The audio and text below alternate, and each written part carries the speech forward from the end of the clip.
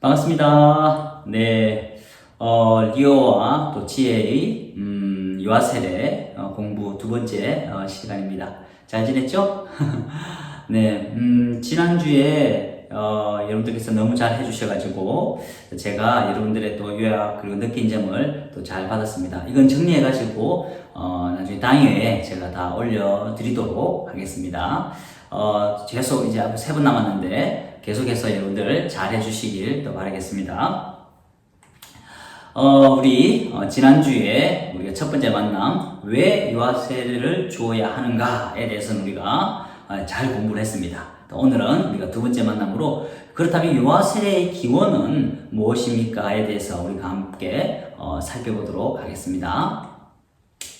여러분 잊지 마셔야 될 거 있죠? 여러분 꼭 하셔야 될 일이 있습니다. 첫 번째, 매주 강의를 잘 들으시고 그리고 느낀 점을 꼭 이메일로 지난번처럼 이렇게 저에게 보내주시면 참 좋을 것 같습니다. 그리고 두 번째, 매주 강의 후에 나가는 과제, 네, 어렵지 않습니다. 어렵지 않은 과제예요. 여러분들이 자녀를 사랑한다면 정말 기쁜 마음으로 할 수 있는 그런 과제들입니다. 그래서 여러분 과제를 꼭 해주시고요.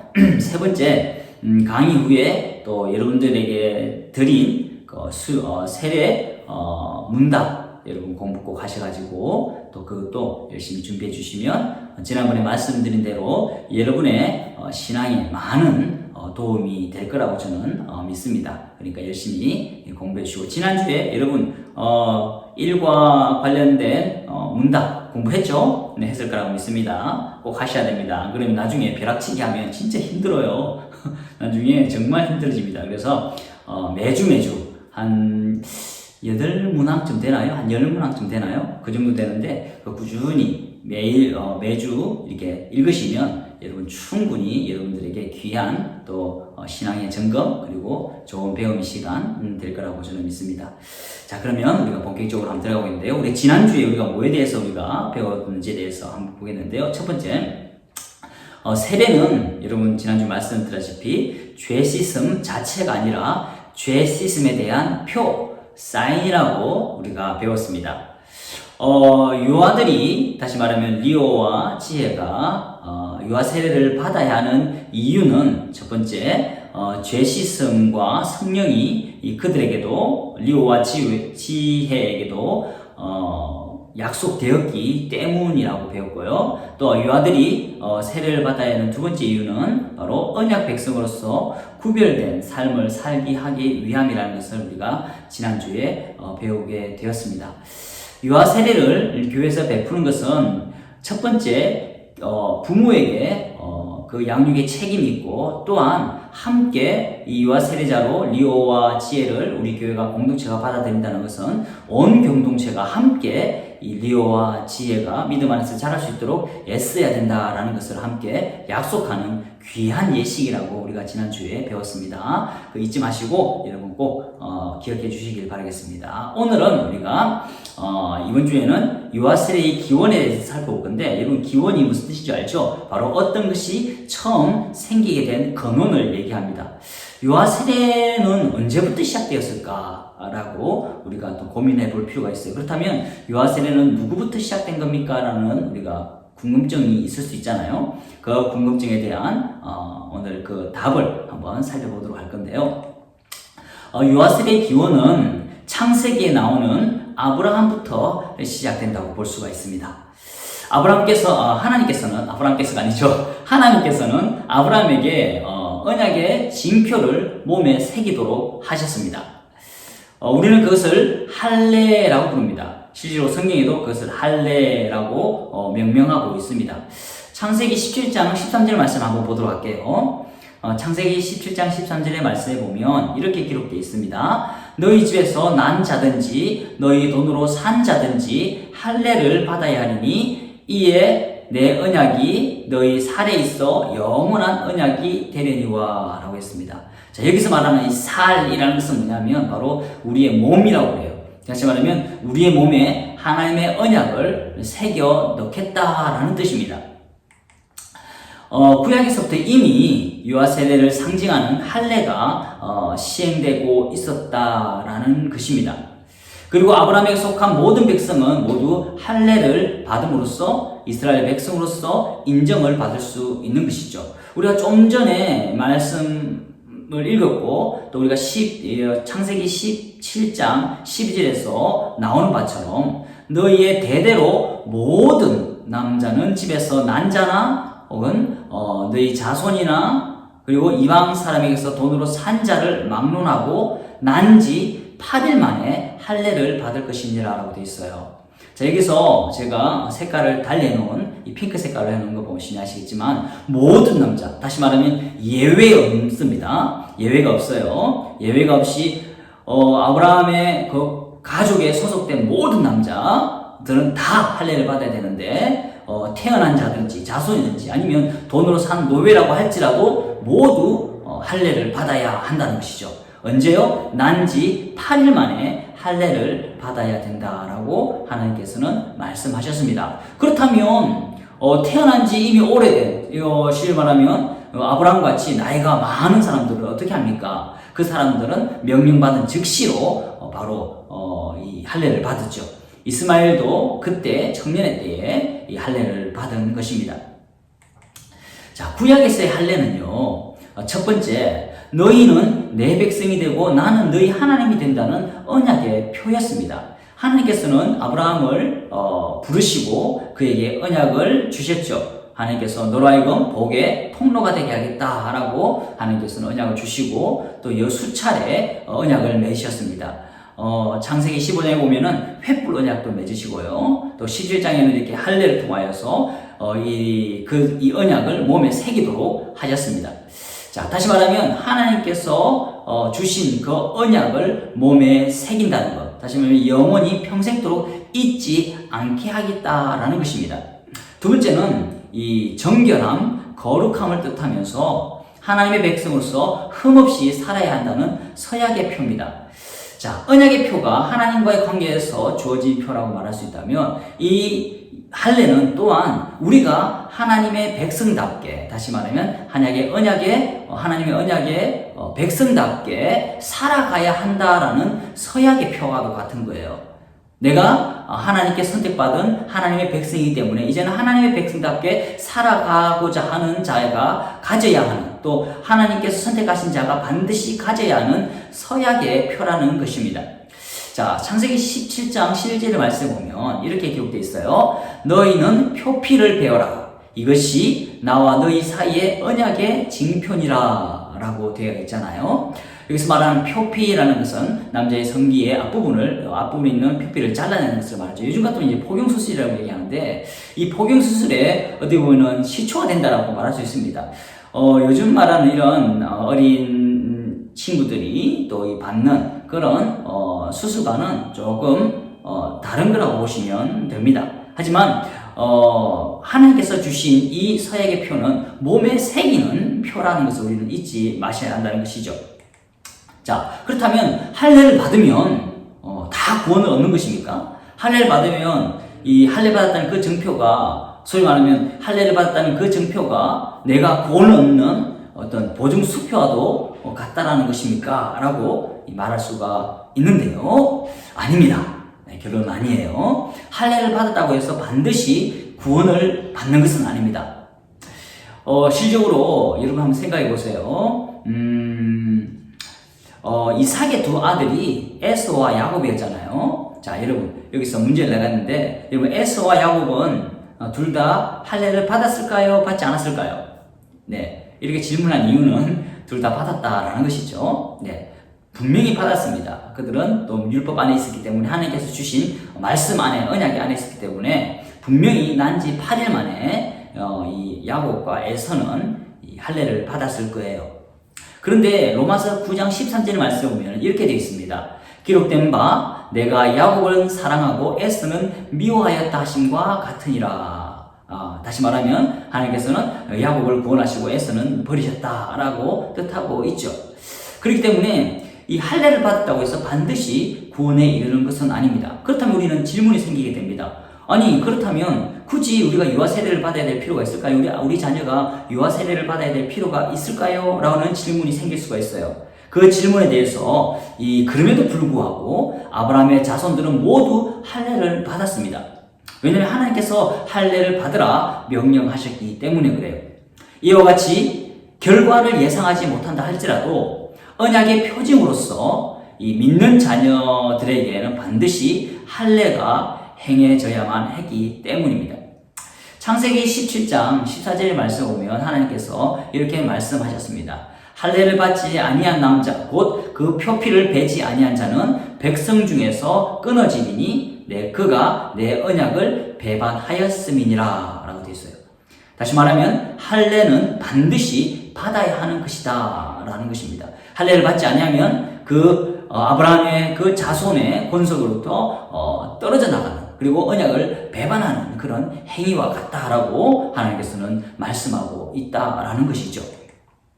여러분, 구약의 할례, 그렇다면 구약의 할례는 신약의 세례와 무슨 관계가 있다는 말입니까? 라고 우리가 질문할 수 있는데, 구약의 할례는요, 신약에서의 세례의 모델이기도 합니다.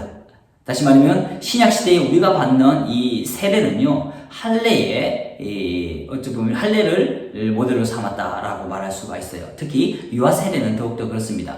신약의 세례는 구약의 할례의 의미를 완전히 포함하고 있습니다. 그래서 신약의 세례는 할례의 완성이다라고 말하고 있죠. 왜냐하면 언약의 표징으로서 이스라엘 백성들에게 그리고 아브라함 자손들에게 주신 그 할례는 오실 메시아에 대한 기대 속에서 주어진 것이라고 말할 수 있습니다. 다시 말해 너는 언약의 백성이고 나는 너와 함께 하겠다는 그 할례의 의미가 우리가 예수님 이후 예수님께서 이루신 모든 일들을 통해서 세례를 받음으로 이것이 완성되었기 때문에 우리는 할례의 완성이 바로 세례다라고 말할 수 있죠. 다시 말해 할례는 기대라고 말하면 세례는 성취라고 말할 수가 있습니다. 오실 메시아에 대한 기대를 가지고 할례를 받았고 그 증표로 할례가 주어졌다면 세례는 오신 메시아께서 행하신 구원의 일, 그 놀라운 구원의 사역을 믿는 믿음 안에서 받는 성취의 표라고 말할 수가 있는 것이죠. 자, 신약의 할례라고 할 수 있는 유아 세례는 첫째, 하나님 앞에서 특별한 존재로 구별되었음을 나타낸다는 것입니다. 그리고 아브라함 자손들을 믿음의 자녀로 만들겠다는 약속이며 소원이에요. 여러분들이 지난주 제가 한번 말씀드렸다시피 공동체 앞에서 이 아이를 믿음 안에서 양육하겠습니다라고 약속을 하게 되어 있습니다. 즉 다시 말하면 이 아이들이 믿음 안에서 자라도록 하겠다는 그런 약속을 포함하고 있는 것이 바로 유아 세례라는 것이죠.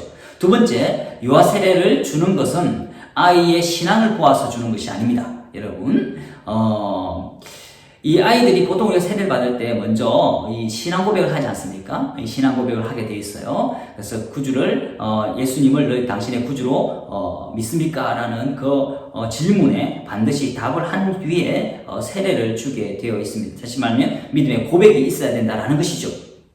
그런데 리오와 지혜가 이 질문에 답을 할 수 있을까요? 이제 커가는 이 유아들이 손을 들고 제가 예수님을 구주로 믿습니다 라고 말을 할 수는 없죠. 대신에 누가 서약을 하냐면 부모님이 서약을 하게 되어 있습니다. 부모님이 손을 들고 이 서약을 하게 되어 있습니다. 다시 말하면 내가 이 아이를 믿음 안에서 말씀 안에서 기르겠다라고 서약하고 약속하는 겁니다. 이 말은 뭐냐면 부모가 가진 믿음을 신뢰하면서 그 믿음으로 이 아이들을 기르고 그 믿음이 이 리오와 또 지혜에게 계승되는 그런 언약적 차원에서 주어지는 것이 바로 유아세례라는 것을 여러분 기억하셔야 됩니다. 다시 말하면 유아세례는 여러분들의 믿음을 신뢰하며 믿으며 주는 거라는 것을 여러분 잊지 마셔야 돼요. 그래서 부모의 믿음이 굉장히 중요합니다. 지난주에 제가 디모데후서 이 말씀을 우리가 함께 읽어봤듯이 부모의 믿음이 자녀에게 전달된다는 것을 우리가 믿고 언약적 차원에서 여러분들을 믿고 교회가 이 유아세례를 베푸는 것이다 라고 아시면 됩니다. 세 번째는 이 아브라함이 가졌던 책임감처럼 부모들은 자녀들에 대한 책임감을 가지고 믿음의 은혜와 축복이 전달될 수 있도록 노력해야 된다는 것이죠. 부모는 단지 이 세례를 베풀었기 때문에, 세례를 받게 했기 때문에 이제 끝이다라고 생각하시면 안 돼요. 나중에 우리가 네 번째 시간대에 부모의 책임에 대해서 우리가 더 자세하게 언급하고 또 배우겠지만, 부모의 책임은요 단지 유아 세례를 받게 한 것으로 끝나는 것이 아닙니다. 어떻게 보면 그것이 시작점이에요. 시작점부터 시작해서 여러분들이 계속해서 리오와 지혜를 믿음 안에서 양육해야 될 책임감이 있다는 것입니다. 아브라함은 하나님께 이 할례의 명령을 받았습니다. 이 할례는 뭡니까? 너와 내 자손 그리고 너 대대의 모든 후손들이 할례를 받도록 하라라는 명령을 받았어요. 그 명령에 대한 이 아브라함은 부담을 가지고 책임감을 가지고 모든 남자들에게 이 할례를 받도록 했습니다. 바로 이것이 책임감이에요. 여러분들은 리오와 지혜의 신앙의 성장에 있어서 막대한 책임감을 가지고 있는 사람들입니다. 하나님께서는 그 책임감을 부모인 여러분들에게 주신 것입니다. 단지 이 언약의 자녀를 여러분들에게 주신 것은 단지 이 언약의 자녀가 그냥 건강하게 자라고 또 무럭무럭 자라게 하기 위함이 아니에요. 여러분 가정에 주신 이유는 이 언약의 자녀인 리오와 지혜가 말씀 안에서 성령 안에서 무럭무럭 자랄 수 있도록 여러분들이 많이 도와주어야 한다는 것을, 그런 책임감이 함께 주어졌다는 것을 여러분은 반드시 기억해야만 합니다. 이 부분에 대해서는 우리가 네 번째 시간에 더 자세하게 함께 살펴볼 예정입니다. 여러분, 구약의 할례는 완성된 신약의 세례를 위한 그림자라는 것을 잊지 마시기 바라겠습니다.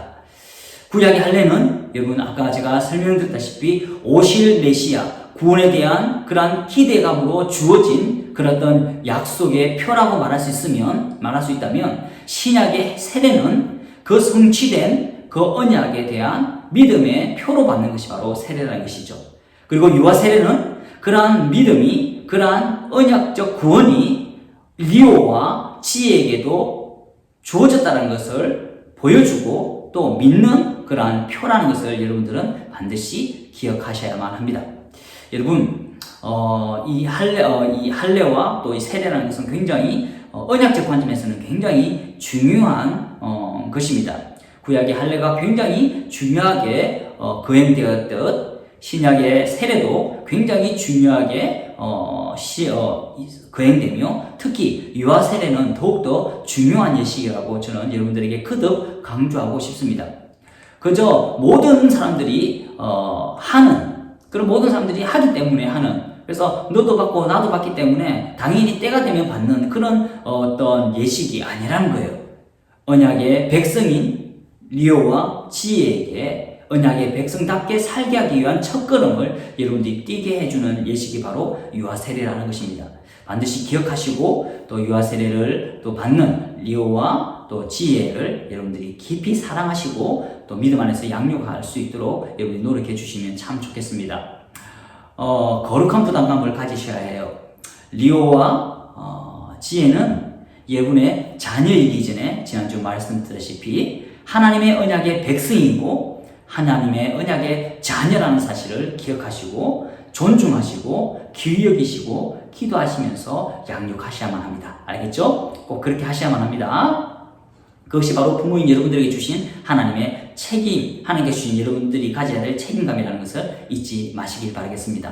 자, 여러분들에게 또 이런 또 과제를 드리게 되는데, 첫 번째, 여러분 지난주처럼 이 강의를 또 들으시고 공부하신 후에 알게 된 점이나 느낀 점을 정리하여서 지난주처럼 저에게 이메일로 보내주시면 참 감사하겠습니다. 그리고 두 번째, 이번 주에는 매일 아이들에게 아멘 훈련을 시켜주십시오. 아이들이 아직 말을 제대로 하지 못한다 할지라도 이 아멘이라는 단어를 꼭 들을 수 있도록 해주셔야 돼요. 다시 말하면 여러분들이 기도하고 예수님 이름으로 기도합니다 하면 같이 아멘 할 수 있도록 해주시면 됩니다. 아이가 너무 어려가지고 말을 할 수 없다. 그래도 여러분들은 아멘이라는 말을 많이 들려주셔야 됩니다. 여러분, 아멘이라는 뜻이 무슨 뜻인지 알죠? 내가 믿습니다. 내가 그렇게 될 줄로 믿습니다. 라는 뜻이에요. 여러분들이 아이들을 위해서 기도한 후에 하나님께서 이 기도의 소원대로 이루어질 줄 믿습니다. 라는 믿음의 고백이거든요. 그래서 아이들에게 그런 믿음의 고백인 아멘을 가르쳐 주시고, 그리고 많이 들려주시길 이번 주 한 주간 꼭 부탁드리겠습니다. 그러면 지난주 했던 과제는 안 하면 됩니까? 끝입니까? 아니에요, 여러분. 이 훈련 받는 내도록 하셔야 됩니다. 다시 말하면 계속 축적된다고 보시면 돼요. 시편 말씀 계속 읽어주시고 아이들을 위해서 자기네 매번 아이들을 위해서 축복기도 해주시는 거 그걸 계속 해야 됩니다. 두 번째 추가적으로 아멘도 계속 훈련시키시고 아멘을 많이 들려주셔야 됩니다. 그리고 세 번째 여러분들에게 주어진 여러분들이 드린 그 세례 문답을 반드시 또 이번 주에 2과 세례 문답을 많이 읽으시고 또 믿음에 또 점검을 하시고 여러분의 믿음을 점검하셔야 돼요. 아까 제가 말씀드렸잖아요. 이 아이들의 믿음을 봐서 주는 것이 아니라 언약적 개성, 언약이 개성되고 연결되고 또 주어진다는 그런 어떤 언약적 차원에서 여러분의 믿음을 보고 교회가 주는 것이기 때문에 여러분의 믿음을 점검하는 게 굉장히 중요합니다. 그래서 이 점검하는 좋은 이 방법 중에 하나가 바로 세례문답을 여러분들이 공부하는 거예요. 세례문답을 계속 공부하시면서 또 여러분들이 신앙을 다시 한번 점검하시고 다시 한번 세우시길 원합니다. 혹시 공부하시다가 또 이 강의를 들으시다가 궁금한 점이 있으시면 언제든지 저에게 질문해 주셔도 됩니다. 제가 최대한 또 미흡한 점을 또 공부해서 여러분들의 궁금한 점을 공부해서 여러분들에게 알려드리고 할 테니까 너무 이렇게 염려하지 마시고 궁금한 점 있으면 언제든지 제 카톡이나 또 전화나 메시지로 알려주시면 되겠습니다. 자, 그럼 이번 한 주도 여러분들이 믿음 안에서 리오와 지혜의 또 세례 교육을 준비하면서 기도로 준비해 주시고 아이들을 사랑으로 잘 양육해 주십시오. 다시 한번 말씀드립니다. 리오와 지혜는 여러분의 자녀이기 전에 하나님의 언약의 백성이고 하나님의 언약의 자녀입니다. 존중하시고 더 많이 사랑해 주십시오. 그러면 우리 다음 주 우리 세 번째 강의에서 또 뵙도록 하겠습니다. 네, 평안하시고 날씨가 많이 추워졌어요. 그래서 여러분 환절기에 또 감기 걸리지 않도록 조심하시고 우리 언약의 자녀인 리오와 지혜도 이 감기나 그렇게 아프지 않도록 여러분들이 잘 돌봐주시길 바라겠습니다. 알겠죠? 그러면 우리 다음 주에 뵙도록 하겠습니다.